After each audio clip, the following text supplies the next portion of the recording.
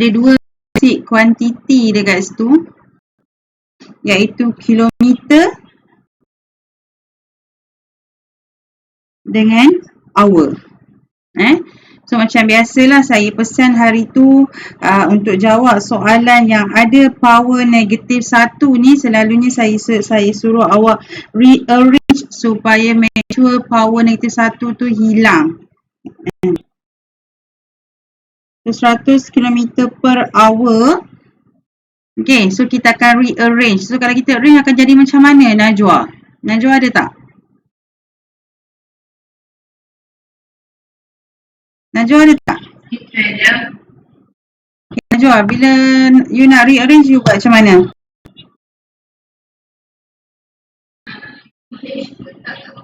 Okay, good. Thank you, Najwa. Okay, so yang H tu letak dekat bawah. Saya nak makin dekat sini.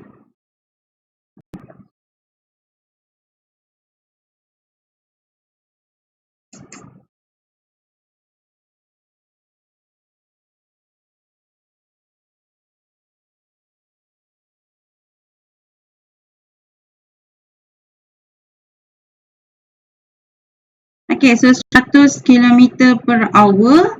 Letak H dekat bawah. So, ini salah satu contoh skrip kawan awak lah. Skrip kawan awak. So, letak H dekat bawah. So, saya rearrange supaya awak lagi senang nampak.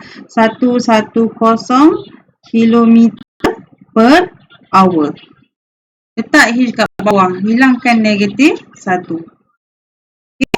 Kemudian, barulah kita kena convert kilometer, okay, convert kepada meter,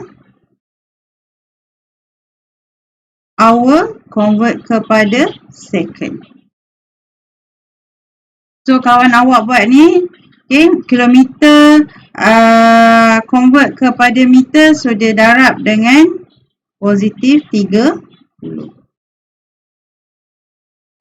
So 6 hour tukar kepada second, so awak tahu 1 jam 3600 second. Tulis di bahagian bawah sebab H tu adalah di bawah.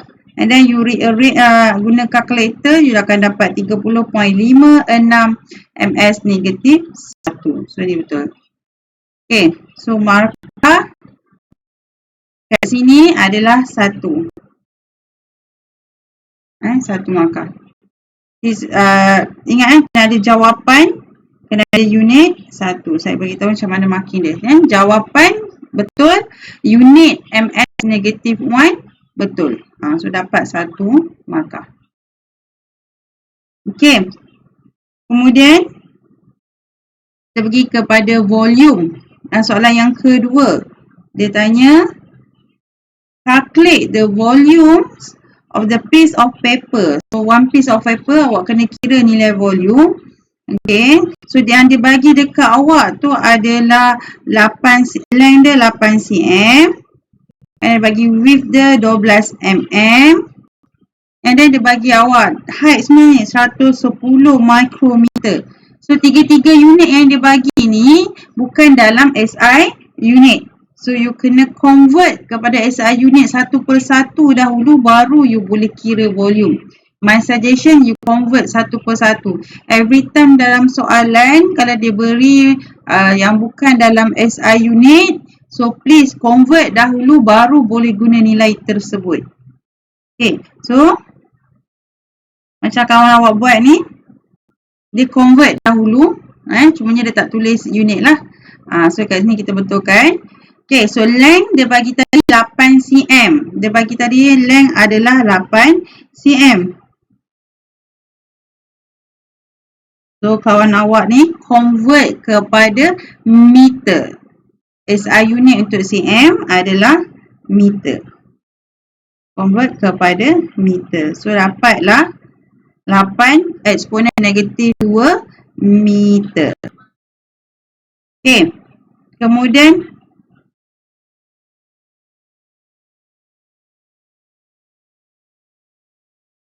sekejap Okay. So 12 mm pun bukan dalam SI unit.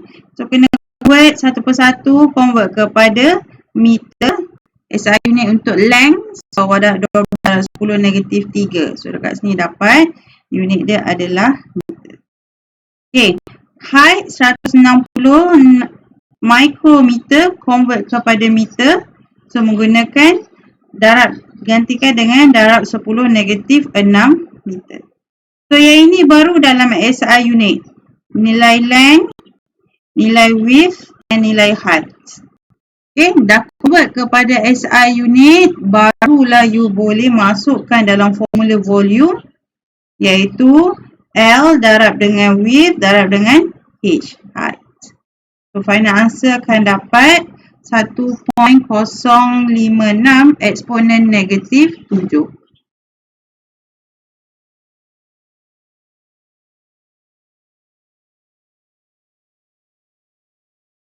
So jawapan unit 1. So jawapan betul, unit betul, M cube, and then dapat 1 markah. 1 markah. Okay, ada soalan tak setakat ni untuk conversion unit?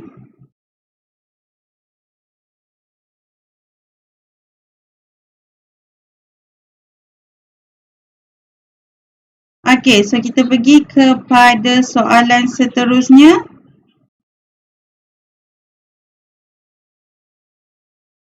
Soalan 3.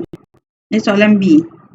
So soalan B ni dia 6 markah So sebenarnya kalau you tengok kalau dalam pasir, memang kalau soalan find the resultants selalunya ada adalah 6 markah. So rugi kalau you tak score soalan macam ni. Chapter 1 adalah chapter yang paling senang untuk score. 6 markah saja untuk jenis soalan yang macam ni. Okay, so dah tengok pada soalan you ada 2 vektor, vektor P dengan vektor Q. So dalam gambar aja figure shows 3 forces ni, betul betul kan It's a 2 forces only. 2 forces acting on a body. Okay, calculate the magnitude. So dia dah sebut dia nak magnitude and dia sebut directions of the resultant force. So dia nak dua-dua. Magnitude and direction. Dia sebut, kadang-kadang dia sebut resultant, find the resultant force. So kat situ you dah nampak dah resultant force. Force which is vector, vector mesti kena state magnitude, kena state direction. Tapi soalan ni dia direct dah, memang dia tuju, dia bagi awak aware, dia nak magnitude and dia nak direction. Okay, so untuk soalan macam ni, first awak kena buat saja macam biasalah. Okay, kita akan menggunakan table. So step yang pertama adalah resolve. Okay, so kita tengok vektor Q dahulu, vektor Q. Kita tengok vektor Q. Okay, 4.8 meter, dia bagi nilai untuk vektor Q 4.8 meter. And then you resolve kepada komponen vektor X dengan komponen vektor Y. Okay, so bila you resolve kepada komponen vektor X, okay, you label sebagai QX, arah dia akan pergi arah kanan.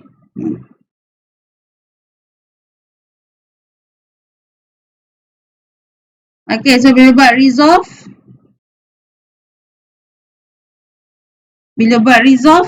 terus buat equation. Lepas resolve, lepas you draw komponen vektor, terus buat equation. Jadi saya nak tanya kepada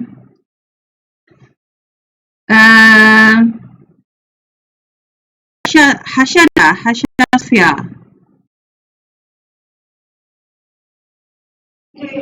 Okay, untuk equation QX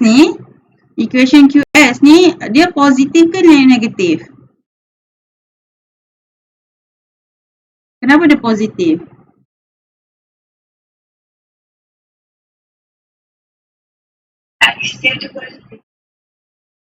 Sorry, ulang balik.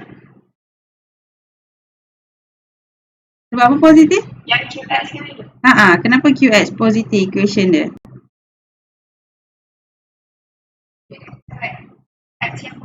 Okay, good. Sebab dia berada dekat X yang positif. Sebab tu dia adalah QX. Equation QX mesti positif. Okay, so kita tengok kepada equation kawan awak ni betul tak? So, dia dapat positif. Okay, betul. Q cos 20. Cos 20. Kenapa guna cos? Siapa tahu? Kenapa guna cos? Kenapa tak guna sin?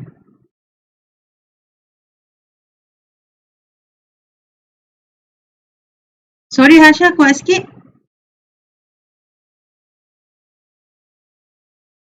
Okay, good Hasha. Okay, sebab QX tu menyentuh nilai theta, menyentuh area of theta. Menyentuh area of theta. That's why kita guna cos.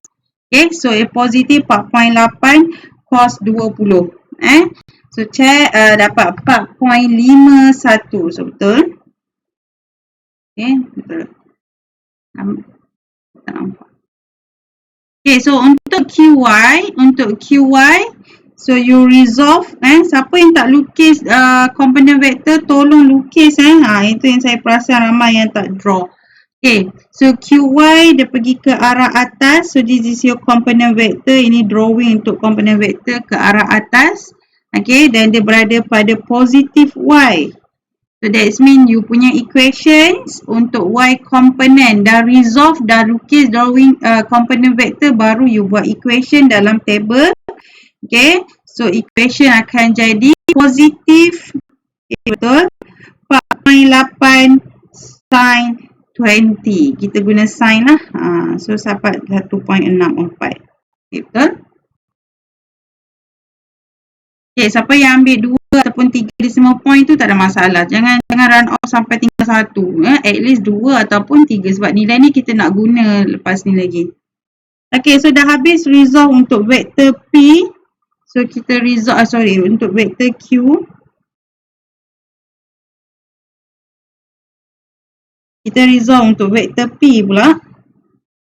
Okay, so untuk vektor P, tengoklah gambar aja. Suggestion saya minta awak asingkan sebenarnya vektor ni. Kalau ada 2 vektor, you asingkan 2 vektor supaya senang. Tapi kalau you nak cepat, tak sempat nak buat banyak sangat komponen. Okay.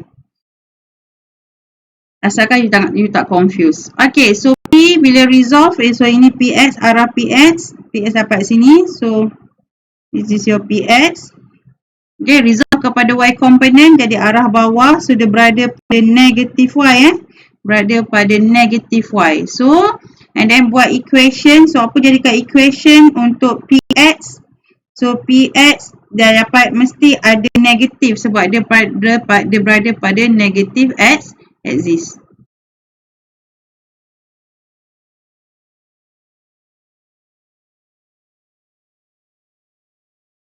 Okay, so jawapan untuk PX, equation untuk PX nilai akan jadi negatif 4.85.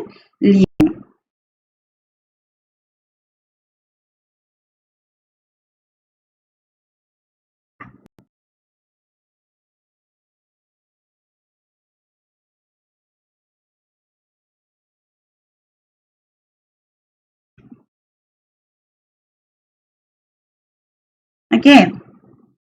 Ada soalan tak setakat ni untuk PX?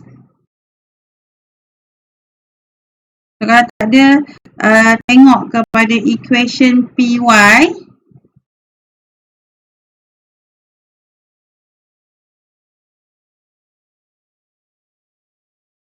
So, equation PY mesti negatif sebab PY berada pada negatif Y. And kita guna sin 30. So, dapat negatif 2.8. Okay. Okay, so dah settle dengan equation dalam table. So, step yang seterusnya masuk dalam equation magnitude. Masuk dalam equation magnitude. So, apa dia equation magnitude awak? Kita dapat F is summations Fx squared tambah dengan summations Fy squared and then root.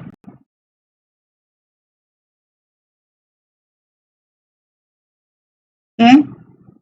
Kemudian dah kira resultant force menggunakan calculator. So, last kali awak akan dapat 1.21 unit meter. unit meter. Sebab dia bagi awak magnitude untuk P dengan Q tu adalah dalam meter.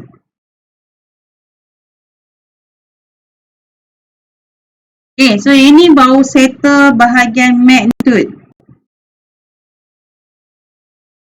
Baru settle dekat bahagian magnitude. Nanti lagi dah habis nanti baru saya tunjuk kat mana markah, 6 markah tu. Okay.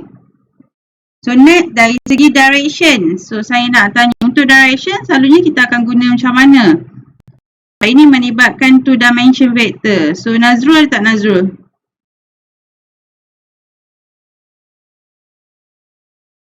So untuk direction apa awak akan buat?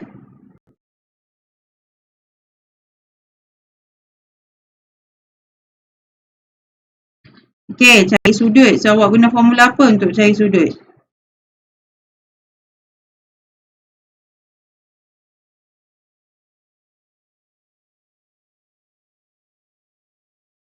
Hmm. Okay. Tan sama dengan ataupun tan negatif 1, inverse of tan. Okay. Thank you Nazrul. Good. So formula awak adalah macam Nazrul bagi tahu tadi, inverse of tan and then summations Fy divided by summation Fx. Okay. So masukkan nilai. Okay. Kalau awak perasan summation Fx awak tu, summation Fy tu dapat negatif, summation Fx pun dapat negatif, betul tak? Okay. So sebenarnya kalau untuk kira nilai theta untuk directions, okay, kalau you dapat negatif dekat sini, you make it positif. Kita just nak tahu dia punya nilai sahaja. Kita bukan nak tahu dia punya direction atau posisi dia. So kalau dapat positif, negatif masukkan saja nilai positif. So awak akan dapat 73.66 degree. Betul tak? Sekejap saya check balik. Saya dapat lain. Okay, betul. Okay. Kalau lari sikit kat depan tu tak apa sebab mungkin lari dekat decimal point. Okay, so 73.66. Kalau mungkin awak dapat 73.68 ke, itu sebab decimal point dekat bila you gantikan nilai dekat sini. Okay. Okay, so ini betul. Dan tak habis dekat sini, you kena lukis vector diagram dahulu bersama dengan you punya apa tu, dia punya statement untuk position theta. So disebabkan summation Fx dapat negatif,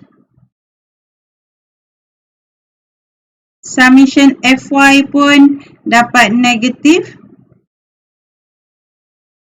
So dia duduk dekat kuadran nombor berapa? Nadia, ada tak Nadia?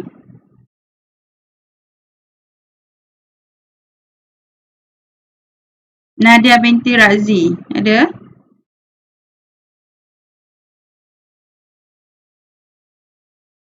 Okay Nadia, so awak rasa dia duduk kat kuadran mana untuk posisi theta kali ni?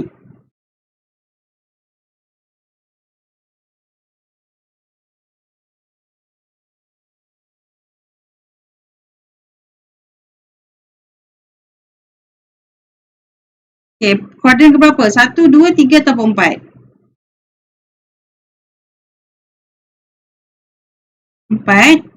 Are you sure? You dapat negatif X and you ada negatif Y.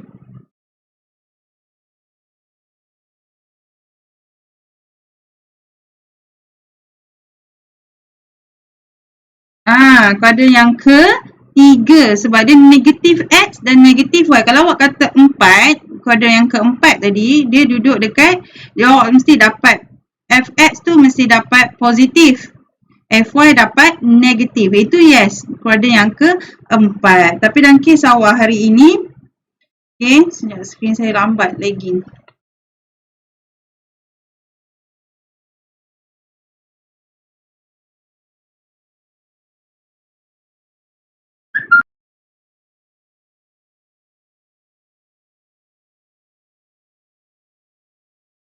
Okey. So pada yang ketiga, so saya nak tunjuk kat mana markah untuk 6 markah tersebut. So saya tunjuk. Okey, markah yang pertama adalah di bahagian equation untuk PX 1 markah.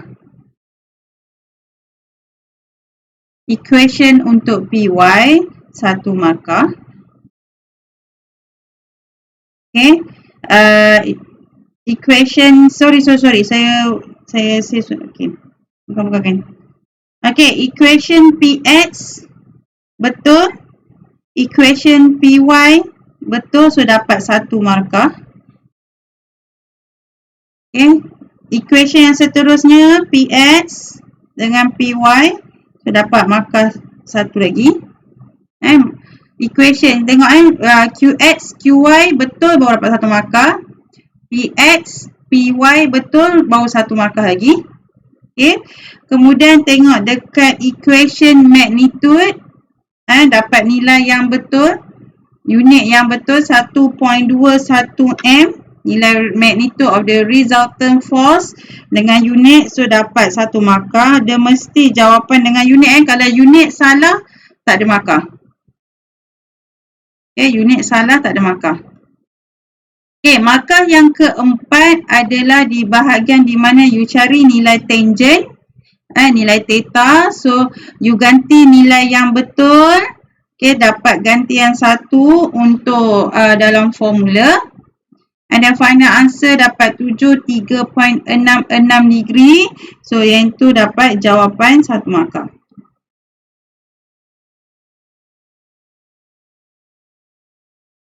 Okay, so lagi 1 markah dekat mana? Vector diagram ataupun statement. Vector diagram awak betul.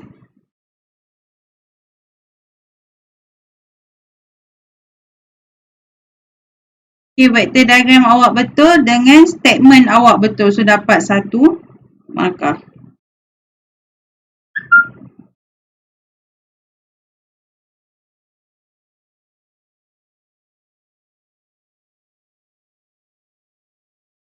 Nampak lagi. Okay. So, ada soalan tak nak tanya? Any question, guys? Untuk kuis hari ni?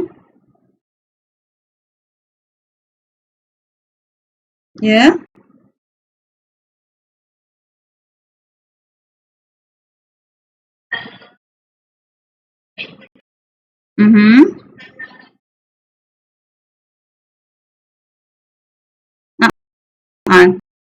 Tolak 1 markah. Dapat markah yang ke-6.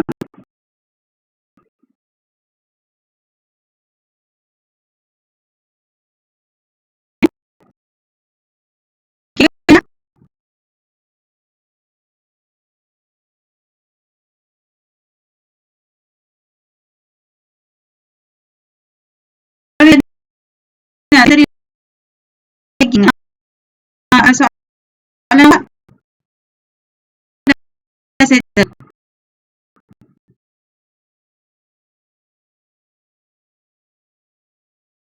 Okay. Sama. Okay. So, soalan adalah untuk soalan untuk 1 markah. So, total up 8 markah. 8/8. Kalau full mark dapat 8/8 lah.